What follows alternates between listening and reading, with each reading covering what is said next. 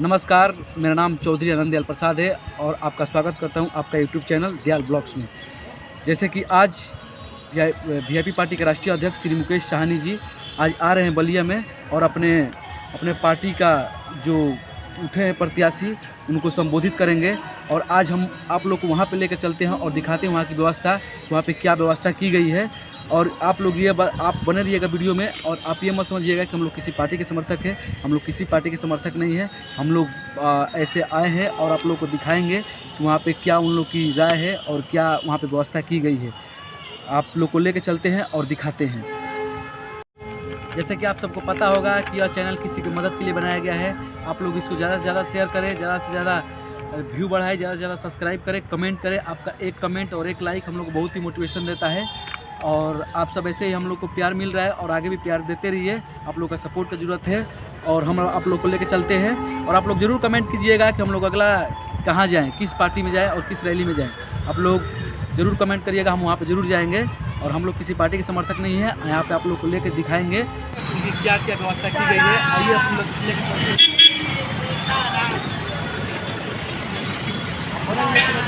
और दिखाएंगे आपको उनका पूरा समर्थकों का हुजूम व्यवस्था की जा रही है।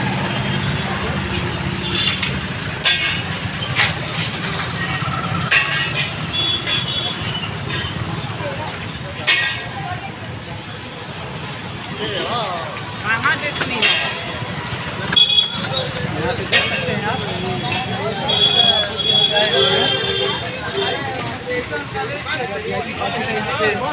आए हुए हैं और पूरा यहाँ पे व्यवस्था की जा रही है।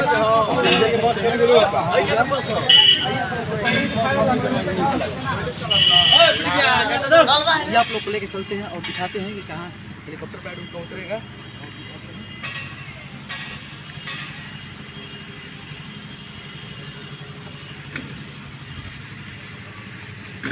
यहीं पे जो बिहार के अभी वर्तमान में जो कैबिनेट मंत्री हैं श्री मुकेश साहनी जी, वहीं यहीं पे उतरेंगे और अपने प्रत्याशियों का जो नाम घोषित किए हैं उनका चुनाव प्रचार करेंगे।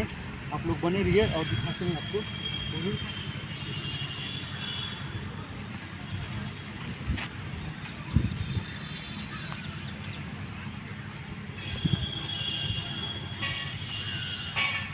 आइए तो आपको पूरा दिखाते हैं और ये पूरा इसको दिखाइए कि यही है जो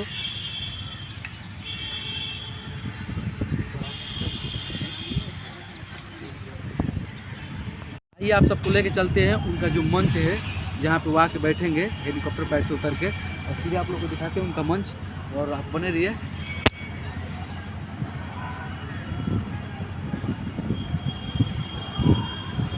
आप लोग वीडियो पूरा देखिएगा, बने रहिएगा। आप सब ऐसे ही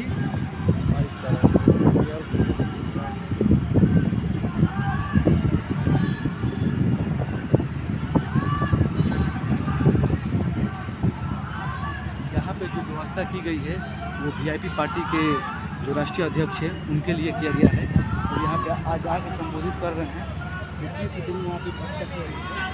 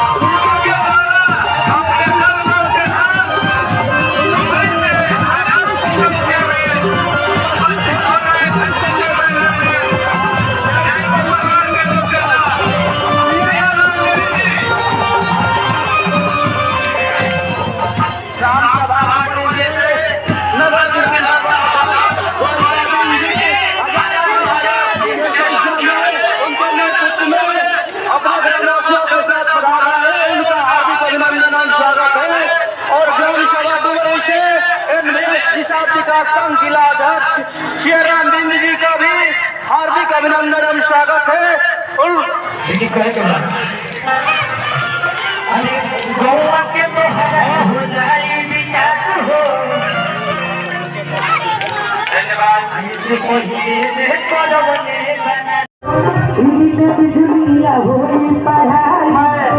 अपने वीआईपी पार्टी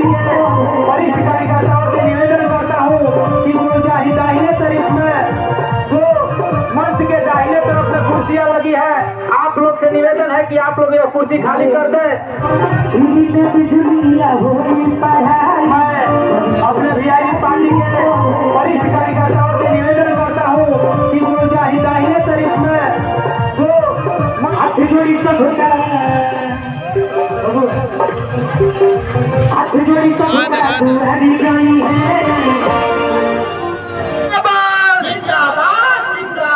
जितेंद्र तिवारी जिंदाबाद, जिंदाबाद,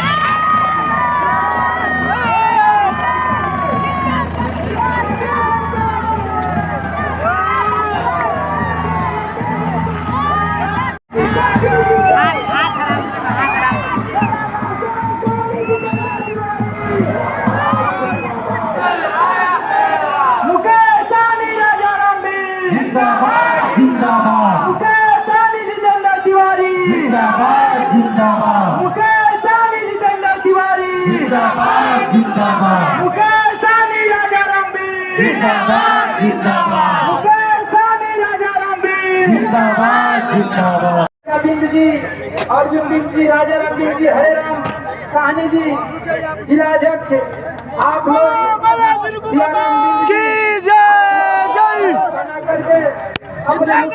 का स्वागत करें। जिंदाबाद, जिंदाबाद, जितेंद्र तिवारी जिंदाबाद, जितेंद्र तिवारी, मुकेश सहनी जिंदाबाद, जिंदाबाद, मुकेश सहनी, जितेंद्र तिवारी।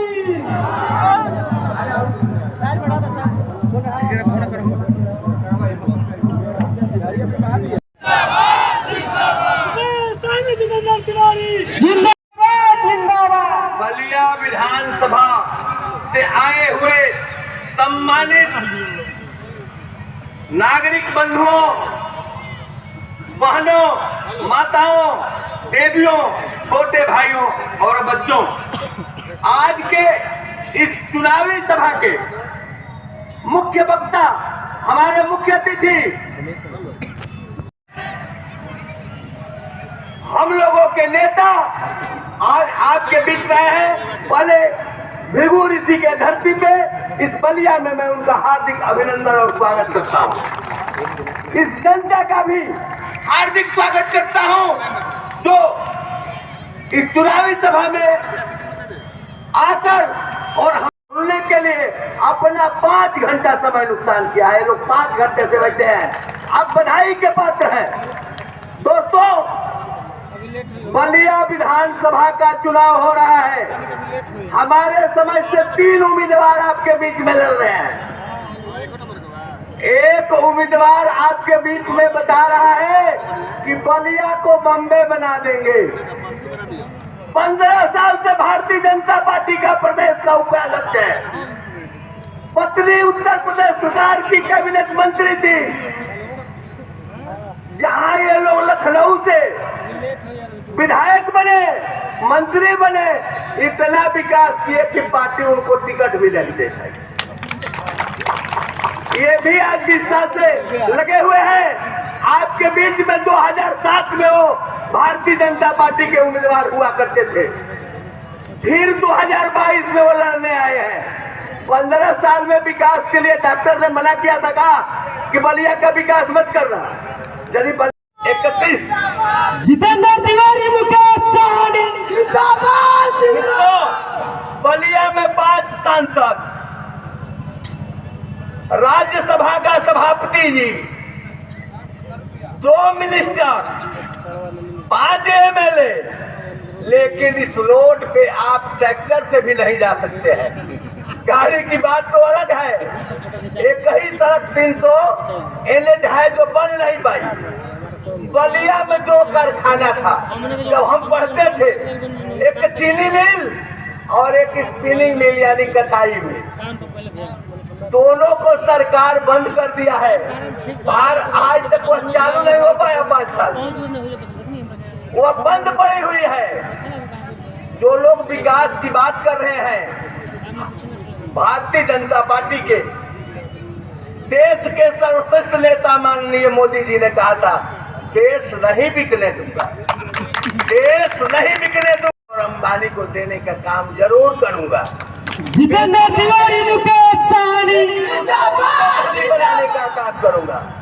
देश का सबसे ईमानदार प्रधानमंत्री माननीय मोदी जी ने जिस समय नोटबंदी हुई, उस नोटबंदी के दौरान पूरे देश में भारतीय जनता पार्टी का 8 करोड़ से लेकर 50 करोड़ तक का कार्यालय बनाने का काम किया। सबसे ईमानदार व्यक्ति जो भाजपा 500 करोड़ की मालिक थी, आज 5500 करोड़ की मालिक है, जबकि जनता सदस्यता शुल्क नहीं देती है। पार्टी की आमदनी सदस्यता शुल्क है। आप कहते हैं कि मैं ईमानदार हूँ, रुपया कहाँ से आया? अन्य लोगों के रुपया पे आप छापा डलवाते हैं।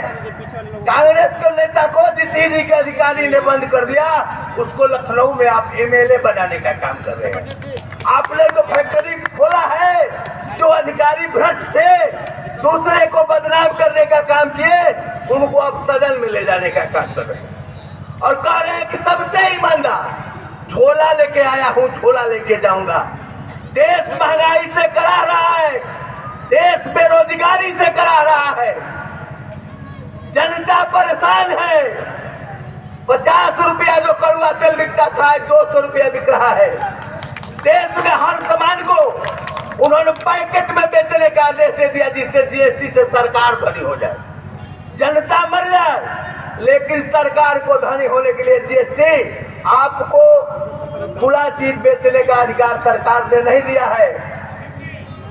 हमारे नेता उत्तर प्रदेश के मुख्यमंत्री माननीय योगी जी के बारे में कहना चाहूंगा, 800 ब्राह्मणों की हत्या कराए हैं, मात्र 800 ब्राह्मणों की हत्या कराए हैं। जब मैं बचपन में इंटरमीडिएट में पढ़ता था, देश के प्रधानमंत्री श्रीमती इंदिरा गांधी की हत्या हो गई। सतवंत सिंह ब्यासी को जेल भेजा गया, पुलिस द्वारा गोली नहीं मरवाया गया। लेकिन योगी जी ने कानून को हाथ में लेकर कानून को निस्तानाबूद करने का काम किया। देश में जिसको चाहे उसको जिंदा रखे, जिसके चाहे उसको हत्या करा दिए। ब्राह्मणों की हत्या कराए, ठाकुरों का गुंडा ब्रजेश सिंह, विनीत सिंह, धनंजय सिंह चुनाव लड़ रहा है, जिला पंचायत का चेयरमैन पत्नी को बना रहा है। पुलिस काम नहीं कर रही है, उनके लिए कानून नहीं बना है। कानून एक जात के लिए बना है, ब्राह्मण के लिए। भारतीय जनता पार्टी के सरकार में सबसे ज्यादा इस प्रदेश में ब्राह्मणों की हत्या हुई है। थोड़ा सा पहले आदिकाल में चलेंगे तो यही लोग इंद्र ने ब्राह्मण का रूप बना करके राजा हरिश्चंद्र की संपत्ति मांग के ब्राह्मणों को बदनाम करने का काम किया। इंद्र ने कर्ण का कवच कुंडल ब्राह्मण बन के मांग के उसको बदनाम करने का काम किया कि मांगने का काम ब्राह्मण करता है। करते तो तुम हो, भेष बनाते हो ब्राह्मण का, ब्राह्मण को बदनाम करते हो। मैं ब्राह्मण भाइयों से अपील करूंगा, अब भी संभल जाओ, अब भी सुधर जाओ, बहुत वक्त है। वीआईपी पार्टी जिंदाबाद, जिंदाबाद, जिंदाबाद। हमारे पूर्वज परशुराम के पिता श्री जगदम्बली ऋषि को इस जात के गुंडों ने दिन में परेशान किया, जिससे परशुराम ने बदला लिया। जिंदाबाद, जिंदाबाद, जिंदाबाद। वीआईपी पार्टी जिंदाबाद।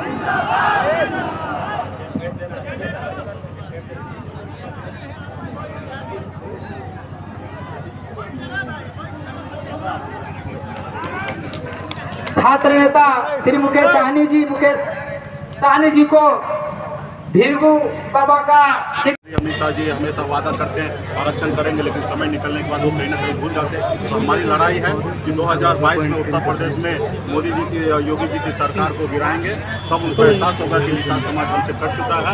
और 2024 से पहले हमें उम्मीद है कि जब वो ऐसा एहसास हो जाएगा तो हमारे समाज का आरक्षण लागू करेंगे, तब सोचा जाएगा। अगर 2024 से पहले आरक्षण लागू नहीं करेंगे तो हम लड़ाई लड़ेंगे दिल्ली का भी कुर्सी खाली कराने के लिए। आज हमारी लड़ाई है कि निश्चित तौर पे जहां हम लड़ाई लड़ रहे हैं वहाँ पे हमारे प्रत्याशी को जिताया जाए। जहाँ पे हम चुनाव नहीं लड़ रहे हैं ऐसे जगह पे हम भाजपा को हराने के लिए अपने समाज के, अपने पार्टी के पदाधिकारी को आह्वान करते हैं। वहाँ पे सपा हो या बसपा हो या कांग्रेस हो, जो मजबूत है उनको आप जिताइए और भाजपा को हराइए। ये हमारा मुहिम है और एक एक समाज, एक एक पार्टी के लोग मजबूती से मैदान में डटे हैं और इसलिए निर्णय को और इस मैदान में डटे हैं। आपने कहा कि 102 सीट और इस समय जो है उसे सीटें कम कर दी गई हैं। क्या हमने 102 प्रत्याशी को मैदान में उतारा था, लेकिन सरकार और चुनाव आयोग के द्वारा हमें बहुत ऐसे प्रत्याशी को नामांकन रद्द कर दिया गया। लेकिन अभी भी 55-56 जगह पे हम लड़ रहे हैं, हम मजबूती से लड़ रहे हैं और हम इसमें 1-2 दर्जन हम चुनाव सीट जीत के जाएंगे और मजबूती से समाज के लिए काम। क्या चुनाव आयोग निष्पक्ष नहीं है? दो अहम सवाल है, आप बताइए। चुनाव आयोग निश्चित तौर पे जिस तरीके से छोटा चीजों को लेकर चुनाव आयोग ने टिट्टो लगाया और हमारे प्रत्याशी को नामांकन रद्द किया, तो इससे तो निश्चित तौर पे लग रहा है कि आज जैसे 403 सीट पर आज भारतीय जनता पार्टी लड़ रहा है, आपको कहीं पे सुनने के लिए मिला कि इतने बड़े संख्या में उनका प्रत्याशी रद्द हुआ। लेकिन हमने 100 सीटों पे लड़ने का निर्णय लिया, जिसमें से 50% सीटों पे रद्द कर दिया गया। तो ये कहीं ना कहीं चुनाव आयोग अपना सही कर्तव्य नहीं निभा पा रहे, ये तो हमारा एलिगेशन है। और हमने कई जगह पे मजबूती से लड़ा, कई ऐसे जगह पे हमारे प्रत्याशी को जानबूझ को परेशान किया जा रहा था, कई जगह पे हमने मेल किया चुनाव आयोग तो दिल्ली तक जाके तब जाके सुनवाई किया और कई जगह पे हम अपने सीट को नामांकन रद्द होने से हमने बचाने का काम किया। तो स्पष्ट है कि चुनाव आयोग व्यक्ति विशेष और लोगों के प्रभाव पे भी आके कहीं कहीं काम किए हैं। मैं उस पर बहुत ज़्यादा सवाल नहीं खड़ा करूँगा, क्योंकि हम चाहते हैं कि वो अभी भी जो समय बचा है उस पर हर पार्टी को चुनाव लड़ने का अधिकार है और मजबूती से उनको जगह मिले। आज बहुत ऐसे जगह पे हमको समय पे परमिशन नहीं मिलता। आज भी हमें गोरखपुर एयरपोर्ट पे 1.5 घंटा हमें इंतजार करना पड़ा। तो कहीं ना कहीं हमें छोटा पार्टी समझकर हमें परेशान किया जा रहा है, लेकिन हम लोग संघर्ष करने वाले लोग हैं, गरीब समाज से हम संघर्ष करेंगे और आगे बढ़ेंगे। मुकेश सहनी जी, बस एक सवाल आपसे। मुकेश सहनी जी, एक महिला आपके समाज में आई थी, क्या समस्या थी? देखिए, मेरिट पे भी और आरक्षण पे भी निश्चित तौर पे दोनों पे सरकार को सोच होना चाहिए। आज जिस तरीके से सामान्य वर्ग को 10% आरक्षण दिया गया, तो हमें किसी को ऐतराज नहीं कि क्यों दिया जाए, लेकिन उसमें कैटेगरी लगाया गया कि 8 लाख कमाने वाले लोग गरीब हैं। तो मेरा ये कहना है कि निषाद भी अगर 2 लाख कमाने वाला है, 4 लाख कमाने वाला, तो उसको भी आरक्षण मिलना चाहिए। इस देश में निश्चित तौर पे गरीब समाज, चाहे वो अपर कास्ट हो या बैकवर्ड हो, पिछड़ा हो, हर किसी को सम्मान मिले और एक समान तरीके से। अगर 8 लाख कमाने वाला सामान्य वर्ग में गरीब है, तो पिछड़ा में भी 2 लाख, 1 लाख, 3 लाख कमाने वाला, उसको भी आरक्षण मिलना चाहिए। और उसके बाद मेरिट लेवल पे भी आप जो मुकेश सहनी जी, बस एक आप उसको समय बोलने के लिए नहीं दिया, तो सोचिए क्या मतलब ये माना जाए कि महिला का सम्मान आपकी पार्टी में हो रहा है? और देखिए, उनको तो सम्मान इतना दिया गया कि उनको हमने टिकट दिया, वो चुनाव लड़े, मैदान में उतरे, उनको नामांकन रद्द करा दिया गया। इसी बात को लेकर तो हम लोग का रोना है। और यहाँ पे भी आप देखिएगा, मंच पे हमारे बगल में बैठी हुई थी, हर मंच पे हर किसी को बोलने का नहीं मौका मिलेगा। और आपको भी मालूम है कि हम लोग कानून को फॉलो करने वाले हैं, समय सीमा सीमित है, उतने समय में चुनाव करना है, प्रचार करना है, फिर कार्यक्रम को खत्म करना है, फिर आगे भी जाना है। तो हर मंच पे हर किसी को बोलने का मौका नहीं मिल सकता है। उनको तो हमने सम्मान दिया कि टिकट हमने दिया। सर एक सवाल सर, निषाद समाज में 2 पार्टियां इस समय उत्तर समाज का असली नेता कौन है? देखिए, डॉक्टर संजय निषाद जी हमारे समाज का बेटा है और वो भी समाज का आंदोलन लेकर आगे बढ़े और मैं भी समाज का आंदोलन लेकर आगे बढ़ा हूँ। ये 10 तारीख को पता चल जाएगा कि समाज का असली बेटा कौन है। आज मजबूती से वो पार्टी नहीं चला रहे, वो दुकान चला रहे। आप सबको पता होगा कि खुद के पार्टी रहते हुए आज एक बार सपा के साइकिल पर बेटा को चढ़ा दिए, दूसरी बार बीजेपी के कमल छाप पे चढ़ा दिए, इस बार भी चौरी चौरा पे बीजेपी के सिंबल पर उनका बेटा चुनाव लड़ रहा है। आप बताइए कि लोकतंत्र में अपनी पार्टी रहते हुए अपने परिवार को दूसरी जगह से चुनाव लड़ाना और अपने इधर लोगों को और खरीद बिक्री करके आज लोगों को चुनाव लड़ाना, तो समाज के हक अधिकार के लिए लड़ाई नहीं लड़े, वो अपने घर परिवार के लिए लड़ाई लड़े। आज मैं एनडीए का पार्टनर रहते हुए, बिहार में सरकार रहते हुए, आज मैं इतना लड़ाई लड़ रहा हूँ दिल्ली के सरकार से कि खुले मंच से मैं कह रहा हूँ कि हमारे आरक्षण नहीं लागू करने से आज भारतीय जनता पार्टी से नाराज है और भारतीय जनता पार्टी को हरा दीजिए। आज बिल्कुल ही हम नहीं सोच रहे हैं, लेकिन वो आज कहीं ना कहीं सत्ता में रहने के लिए आज इस तरीके से उन्होंने निर्णय लिया, समाज को बीच रास्ते पे छोड़ दिया। तो कहीं ना कहीं ये समाज को निर्णय लेना है कि समाज का असली बेटा कौन है। ठीक है, thank you so much.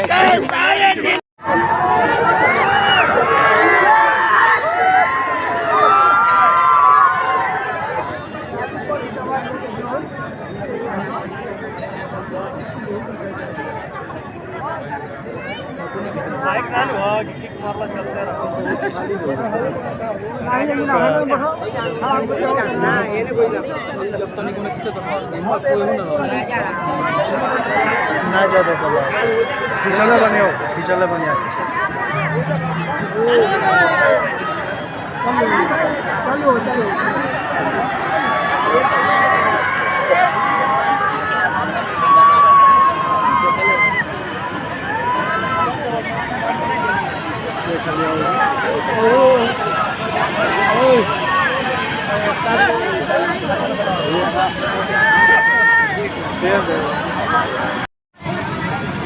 Everybody जिंदाबाद जिंदाबाद जिंदाबाद Everybody जिंदाबाद जिंदाबाद जिंदाबाद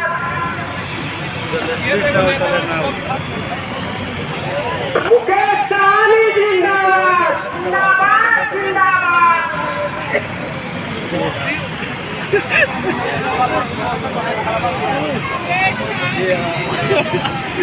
देख लेता था।